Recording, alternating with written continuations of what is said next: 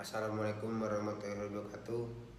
Saya dengan Wondo Priantoro dengan NIM D019100 mata kuliah Profesi Kependidikan Fakultas Keguruan dan Ilmu Pendidikan Universitas Tunas Pembangunan Surakarta dengan dosen pengampu Bapak Fatkul Imron SPD MOR.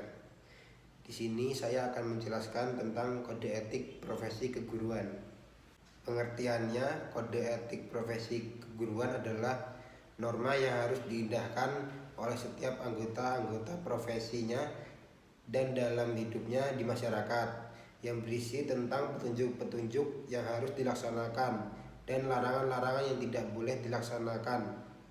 Tujuan kode etik yaitu adalah 1. Menjunjung tinggi martabat profesi. Kode etik dapat menjaga pandangan dan kesan pihak luar atau masyarakat agar mereka tidak memandang rendah terhadap profesi yang bersangkutan. Oleh karena itu, setiap kode etik atau profesi akan melarang berbagai bentuk tindakan-tindakan dan kelakuan anggotanya yang dapat mencemarkan nama baik profesi. Kedua, untuk menjaga dan memelihara kesejahteraan para anggotanya. Kesejahteraan mencakup lahir atau material maupun batin atau spiritual, emosional, dan mental. Kode etik ini umumnya memuat larangan-larangan untuk melakukan perbuatan-perbuatan yang merugikan kesejahteraan para anggotanya. Misalnya dengan menetapkan tarif-tarif minimum bagi honorarium anggota profesi dalam melaksanakan tugasnya, sehingga siapa saja yang mengadakan tarif di bawah minimum akan dianggap tercela dan merugikan rekan profesi. Dalam hal kesejahteraan batin, kode etik umumnya memberi petunjuk-petunjuk kepada anggota untuk melaksanakan profesinya. 3. Pedoman berperilaku. Kode etik mengandung pengaturan yang membatasi tingkah laku yang tidak pantas dan tidak jujur bagi para anggota profesi dalam berinteraksi dengan sesama rekan profesi. 4. Untuk meningkatkan pengabdian para anggota profesi. Kode etik berkaitan dengan peningkatan kegiatan pengabdian profesi, sehingga bagi para anggota profesi dapat dengan mudah mengetahui tugas dan tanggung jawab pengabdiannya dalam melaksanakan tugasnya. Oleh karena itu, kode etik merumuskan ketentuan-ketentuan yang perlu dilakukan para anggota profesi dalam menjalankan tugasnya. 5. Untuk meningkatkan mutu profesi. Kode etik memuat norma-norma dan anjuran agar para anggota profesi selalu berusaha untuk meningkatkan mutu pengabdian para anggotanya. 6. Untuk meningkatkan mutu organisasi profesi.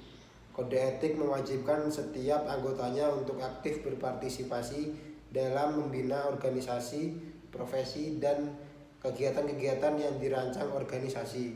Secara umum, kode etik ini diperlakukan untuk beberapa alasan, antara lain yaitu 1. Untuk melindungi pekerjaan sesuai dengan ketentuan dan kebijakan yang telah ditetapkan berdasarkan perundang-undangan yang berlaku. 2. Untuk mengontrol terjadinya ketidakpuasan dan persengketaan dari para pelaksana sehingga dapat menjaga dan meningkatkan stabilitas internal dan eksternal pekerjaan. 3. Melindungi para praktisi di masyarakat, terutama dalam hal adanya kasus-kasus penyimpangan tindakan. 4. Melindungi anggota masyarakat dari praktek-praktek yang menyimpang dari ketentuan yang berlaku.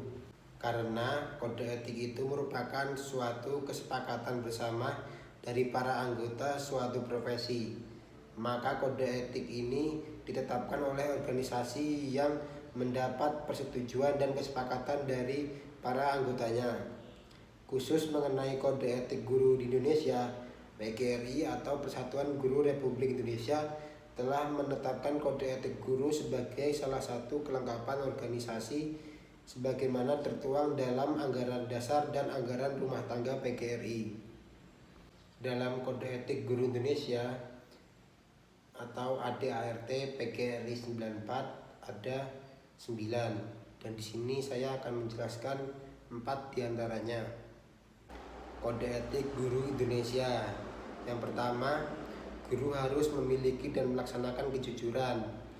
Sikap kejujuran profesional minimal yang harus dimiliki guru adalah: 1. Mengakui kekurangan dan terus belajar. 2. Menerima hasil penilaian kerja meskipun dinilai minor. 3. Merencanakan anggaran belanja pengembangan profesionalisme profesinya. 4. Taat hukum. Yang kedua, guru menciptakan suasana sekolah sebaik-baiknya yang menjunjung berhasilnya proses belajar mengajar, yaitu 1. Pengaturan ruang kelas. Aturlah ruang kelas sehingga ruang kelas menjadi nyaman. Ruang kelas harus memiliki jendela dan ventilasi yang cukup sehingga terjadi pergantian udara secara bebas. Atur meja kursi guru di tempat yang baik dan dapat memandang ke seluruh ruang kelas. Atur meja kursi siswa agar tidak berdesak-desakan. Sesuaikan jumlah meja kursi dengan kapasitas ruang. Keluarkanlah perabot yang tidak difungsikan lagi supaya tidak mengotori ruangan. Kedua, menjaga kebersihan kelas. Kelas harus dijaga kebersihannya oleh semua warga kelas. Sediakan tempat sampah di luar kelas. Secara berkala, ajak siswa untuk membersihkan kelas secara bersama. Ketiga, pengaturan dinding kelas. Aturlah dinding kelas sehingga sedap dipandang. Jangan biarkan dinding kelas kosong, tetapi isi dengan berbagai sumber belajar, media, dan kata-kata mutiara dan hasil-hasil karya siswa.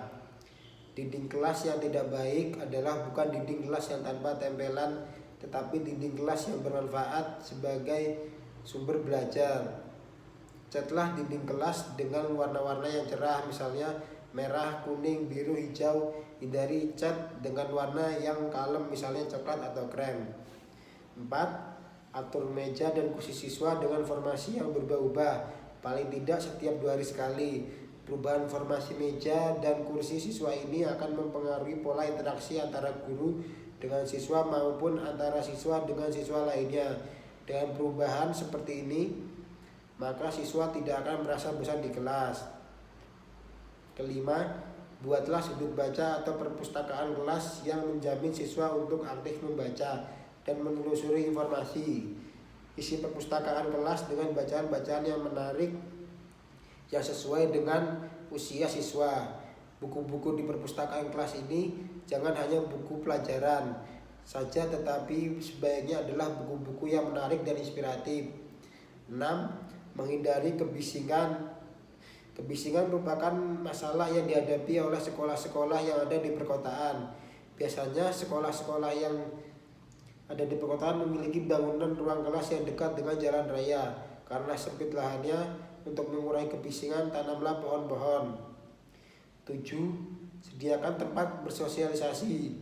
Sekolah bukan hanya merupakan tempat belajar bagi mata pelajaran, tetapi juga untuk bersosialisasi. Oleh sebab itu, sekolah perlu menyiapkan tempat untuk mereka bersosialisasi. Sediakan kursi di luar kelas yang dapat digunakan oleh siswa untuk berdiskusi, bersosialisasi, atau hanya sekedar beristirahat setelah jenuh belajar pelajaran di kelas.